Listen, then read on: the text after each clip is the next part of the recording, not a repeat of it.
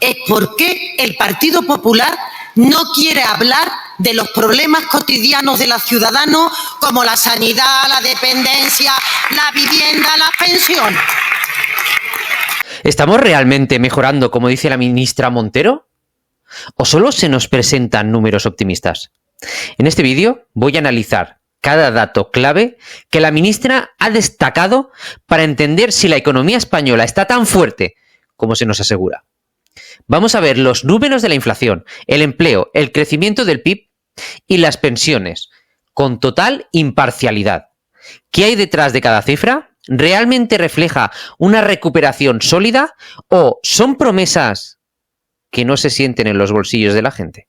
Quédense hasta el final, donde desglosaremos si estos datos son una imagen fiel de la realidad económica que todos vivimos o solo un simple espejismo para ganar votos. Comencemos con el análisis.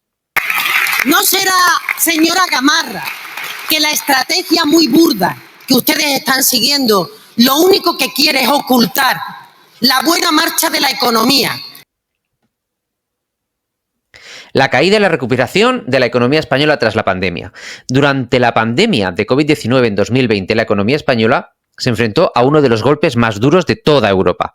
Esto sucedió porque sectores clave, como el turismo, se paralizaron casi por completo debido a las restricciones de movilidad y cierre de fronteras. Como resultado, la economía del país se desplomó en torno a un 11%. En otras palabras, la riqueza generada en un año fue un 11% menor, un retroceso enorme que afectó a empresas, trabajadores y hogares. Para entender esta caída, imaginemos una economía donde 100 representa la situación normal de 2019, antes de la pandemia. En el caso de España, ese índice cayó a 89 en 2020. Esto significa que la producción y actividad económica se redujeron significativamente, afectando ingresos y estabilidad laboral. Este impacto fue especialmente severo en España, que depende más del turismo que otros países europeos. En 2021 comenzaron a aplicarse medidas para reactivar la economía, como ayudas del gobierno, la vacunación masiva y el regreso gradual de la actividad turística.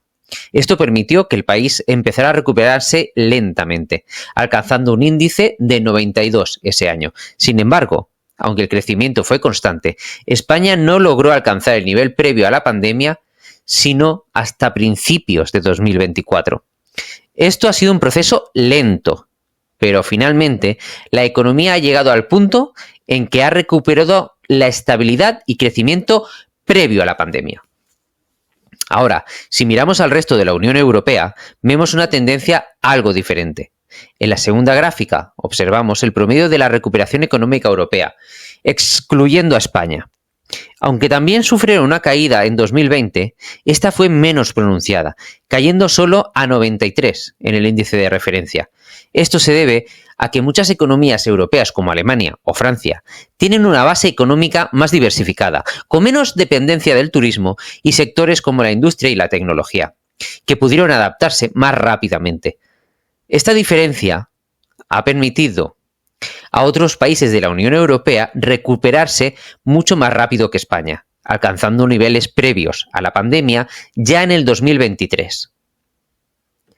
La recuperación económica en ambos casos también ha tenido obstáculos, como la inflación, que ha afectado al poder adquisitivo de las familias en toda Europa. Sin embargo, mientras España ha crecido más rápido en términos porcentuales, esto se debe en gran medida a que partía de un nivel muy inferior, lo que hace que el avance parezca más significativo.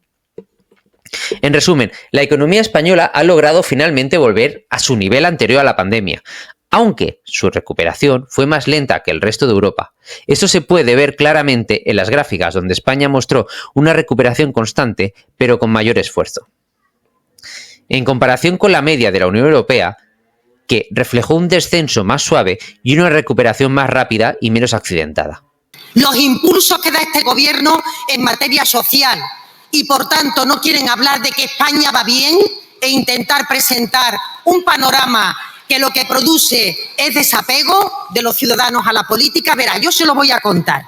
Ayer el Fondo Monetario Internacional anunció que España durante el año 2024 va a ser la economía avanzada que más crezca en el conjunto de la esfera internacional.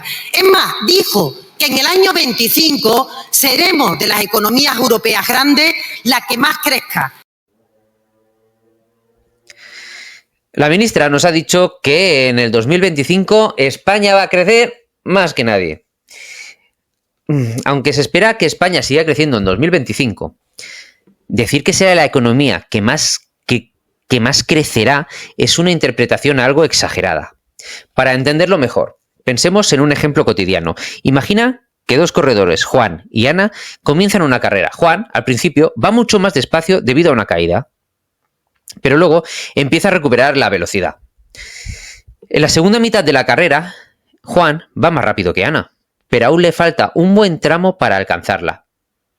Esto ilustra cómo, aunque España está avanzando más rápido en los últimos años debido a la gran caída económica durante la pandemia, otros países como India y China ya tenían un ritmo de crecimiento mucho más fuerte y siguen superando a España. En términos económicos, España proyecta un crecimiento cercano al 2,1% en 2025, comparado con un crecimiento más bajo de alrededor de un 1,5% en la eurozona. Lo cual es bueno porque indica que la economía española está mejorando en su propio contexto. Sin embargo, el crecimiento esperado para países como India podría alcanzar un 7% o China, con cerca de un 5%. Es mucho mayor. Estos países tienen economías en expansión, con grandes poblaciones y sectores industriales que impulsan un crecimiento constante. En términos reales, hemos mantenido el dinamismo de nuestra economía, más ocupado que nunca, 21,3 millones de ocupados. Empleo récord o datos disfrazados. Actualmente se dice que España tiene más personas empleadas que nunca. O esto es lo que nos ha dicho la señora ministra. Esto parece una excelente noticia, pero hay un matiz importante. Los contratos llamados fijos discontinuos. Lo que antes era gente que iba al paro cuando terminaba la temporada, ahora ya no es gente que va al paro. Este tipo de contrato significa que una persona está contratada de una manera permanente, pero solo trabaja en ciertos periodos, como los meses de verano o de mayor demanda. En los datos oficiales, estos empleados discontinuos se consideran empleados incluso cuando no están trabajando activamente y es el Estado el que les está dando el paro. Si los contamos como empleados, los datos muestran un aumento continuo en el empleo desde 2020. La primera gráfica refleja esta visión, donde se observa un aumento en la población empleada, alcanzando el supuesto máximo histórico en 2024 con alrededor de 21 millones de personas empleadas, que no trabajando. Sin embargo, si tratamos a estos fijos discontinuos como desempleados, cuando no están trabajando, obtenemos unas perspectivas diferentes. Como se ve en la segunda gráfica, en este caso el crecimiento del empleo es más moderado y no alcanza ese máximo histórico, situándose en unos 19,8 millones de personas en 2024. Esta visión muestra que muchos de esos empleados podrían no tener trabajo de manera continua, reflejando una situación de empleo más ajustada a la realidad. Este contraste en los datos sugiere que, aunque España ha logrado un avance en términos de empleo, es verdad, este crecimiento es más frágil si consideramos las limitaciones de los contratos discontinuos. ¿Cómo funcionan los contratos discontinuos? Las personas con estos contratos trabajan cuando la empresa los necesita, lo que antes era un contrato de hora y servicio, pero no están empleados de forma continua todo el año. Por ejemplo, en una empresa turística, un trabajador fijo discontinuo puede ser llamado en temporada alta y luego desactivado, entre comillas, en la baja. Estos trabajadores mantienen algunos beneficios de los contratos fijos, como antigüedad, derecho a vacaciones y prestaciones por despido. Sin embargo, al no trabajar todo el año, su acceso a estos derechos puede ser parcial o condicionado al tiempo trabajado. Cuando no están trabajando, pueden acceder a prestaciones de desempleo, pero seguirán siendo considerados empleados en las estadísticas oficiales. Este tipo de contrato es flexible y permite a las empresas responder a las demandas estacionales sin comprometerse a una plantilla fija todo el año, lo que reduce costos de personal en los meses de baja actividad. ¿Qué problemas o desventajas tienen para los trabajadores? Como el trabajo no es continuo, los ingresos de estos trabajadores también pueden ser intermitentes. Durante las temporadas en que no son llamados a trabajar, deben recurrir a las prestaciones de desempleo o a otros trabajos temporales para mantener sus ingresos. Los empleados fijos discontinuos enfrentan mayor dificultad para hacer planes financieros a largo plazo, como hipotecas o inversiones, debido a la incertidumbre de sus ingresos. En términos de estadísticas, las personas con contratos fijos discontinuos son consideradas empleadas incluso en los periodos en los que no están trabajando. Esto da lugar a cifras de empleo que en apariencia son más altas, aunque en la realidad el número de personas trabajando activamente es significativamente menor.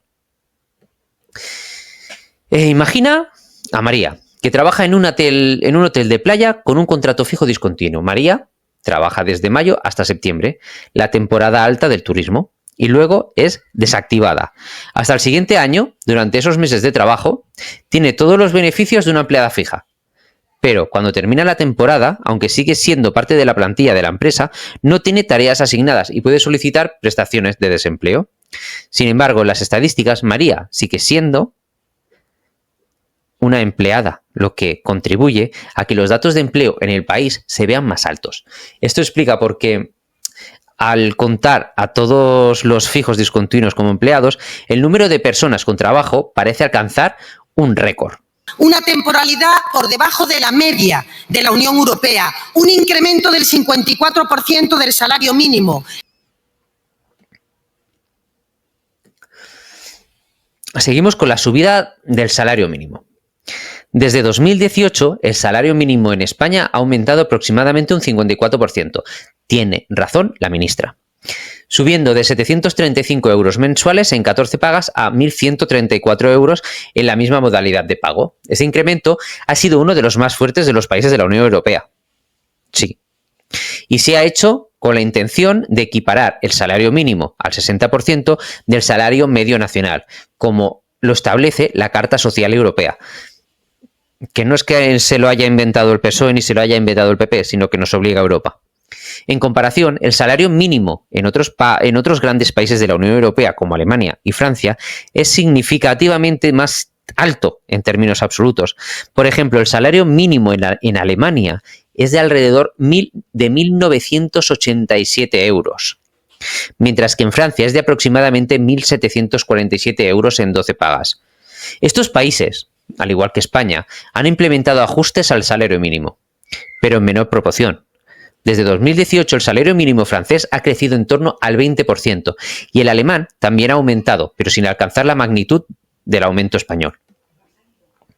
Este incremento del 54% en España responde a una estrategia para mejorar el poder adquisitivo en un contexto de inflación alta y para reducir la desigualdad. Sin embargo, en términos de salario mínimo absoluto, España sigue por debajo de los líderes europeos, como Luxemburgo, donde el salario mínimo supera los 2.300 euros mensuales en 12 pagas. Lo que deja claro que aunque el incremento es considerable, aún existen diferencias notables en comparación con otras economías grandes de Europa. Por eso cuando dice que aquí pagamos un poquito menos de impuestos que el resto, es para echarse las manos a la cabeza. 10 millones de mujeres trabajando, un recorte de 5 puntos en la brecha salarial, la inflación más baja de los últimos 3 años. Vamos a la inflación. La inflación en España ha experimentado una fuerte subida. Fuerte. Y luego un descenso significativo en los últimos años, en gran parte debido a factores externos como el precio de la energía y factores internos relacionados con la política económica.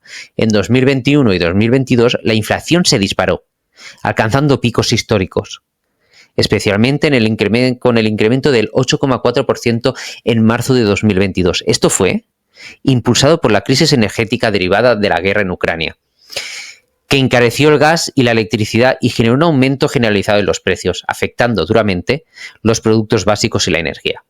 A partir de 2023 la inflación empezó a moderarse. Esto se debe a varios factores: el descenso de los precios de la energía, los efectos de la subida de los tipos de interés por el Banco Central Europeo y una cierta estabilización en los precios de bienes industriales. Para 2024, las previsiones indican una inflación del 2,7% de promedio, con la expectativa de que en los próximos años se acerque al objetivo de estabilidad del 2%, planeado por el Banco Central Europeo.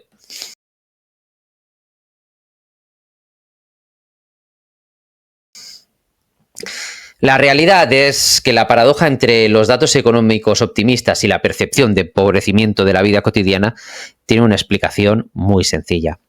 A pesar de que el PIB de España ha vuelto a niveles prepandemia y que se registran tasas de crecimiento positivo, esto no refleja de igual manera la vida diaria de cada ciudadano. La inflación, que elevó considerablemente los precios de productos básicos y energía, ha hecho que, aunque los ingresos de muchas personas aumentaron en número, el poder adquisitivo disminuya y mucho.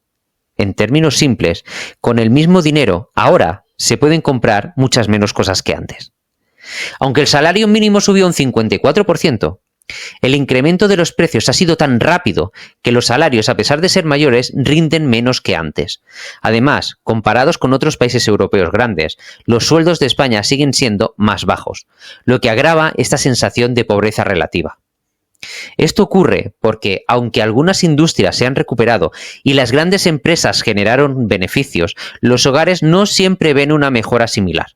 La mayoría de las familias han sentido como sus gastos crecieron más rápido que sus ingresos, lo cual genera la percepción de ser mucho más pobres. Finalmente, aunque la inflación ha bajado, esto solo significa que los precios no suben tan rápido, no que estén bajando, ni que vuelvan a los niveles de antes, simplemente no suben tan rápido. Así, los altos costos en producciones esenciales se mantienen y los salarios no logran cubrirlos de la misma forma. En resumen, los indicadores económicos pueden sugerir una mejoría general, pero el costo de la vida elevado y el aumento insuficiente de los ingresos dejan a muchas personas con una sensación de menor riqueza. Vale ya de defender lo indefendible. Ahora, vamos a dar una nota a favor de este gobierno.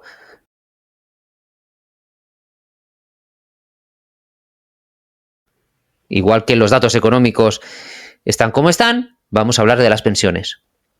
Voy a ser muy justo, y aunque mi percepción personal es que somos mucho más pobres y que yo estaba absolutamente equivocado, o eso me habían hecho creer, ya que pensaba que el mínimo que subían las pensiones era el 0,25, pero estaba atadas al IPC, la realidad es que las subidas eran como máximo de un 0,25. Para intentar controlar las pensiones y asegurarlas en un futuro.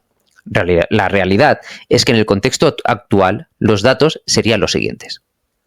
Durante el gobierno del Partido Popular, las pensiones se actualizaban con un incremento limitado al 0,25 anual, una media destinada a garantizar la sostenibilidad del sistema en tiempos de crisis y de déficit de la seguridad social. Esta subida, aunque aseguraba cierta estabilidad financiera, no lograba compensar el aumento del costo de la vida, lo cual generó críticas de pensionistas que perdían poder adquisitivo. Desde que el gobierno socialista tomó el relevo, se han implementado cambios importantes en 2021. Se aprobó una ley que revaloriza las pensiones de acuerdo con la inflación anual, buscando preservar el poder adquisitivo de los jubilados. Así, en 2023 las pensiones contributivas aumentaron un 8,5% y para 2024 la subida será del 3,8% en base a la inflación. Esto significa que un pensionista promedio con una pensión de 1.380 euros mensuales experimentará un incremento anual de alrededor de 730 euros, o lo que es lo mismo, 52 euros al mes, con aumentos aún mayores previstos para las pensiones mínimas y no contributivas.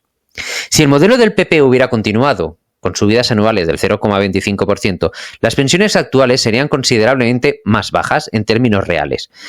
A modo de comparación, un jubilado que hoy cobra 1.380 euros mensuales probablemente recibiría menos de 1.200 euros, si el sistema de ajuste limitado siguiera en vigor, ya que los incrementos no habrían alcanzado la inflación acumulada en estos años. La reforma actual intenta equilibrar mejor el costo de la vida para los pensionistas, aunque plantea desafíos futuros para la sostenibilidad del sistema.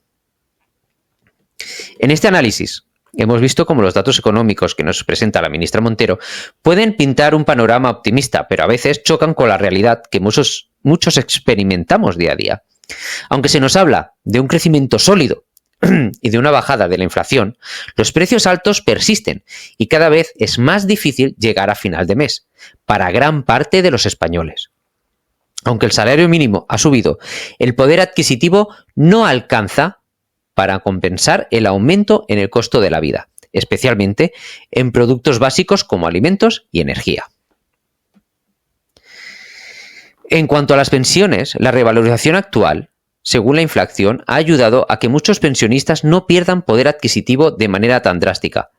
Sin embargo, si hubiésemos seguido la fórmula anterior del PP, que limitaba la subida al 0,25, la situación de los jubilados hoy sería muy distinta, con pensiones considerablemente más bajas que las actuales. El contraste muestra cómo el enfoque de cada gobierno en las pensiones puede afectar directamente a la calidad de vida de quienes dependen de ellas para subsistir.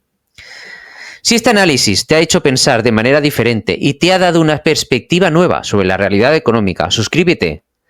Es el mejor paso, porque aquí cada dato cuenta y cada cifra tiene una historia detrás. Así que dale al botón de suscripción y únete a esta comunidad que busca ver más allá de los titulares. Nos vemos en el próximo análisis, porque la verdad siempre merece ser explotada.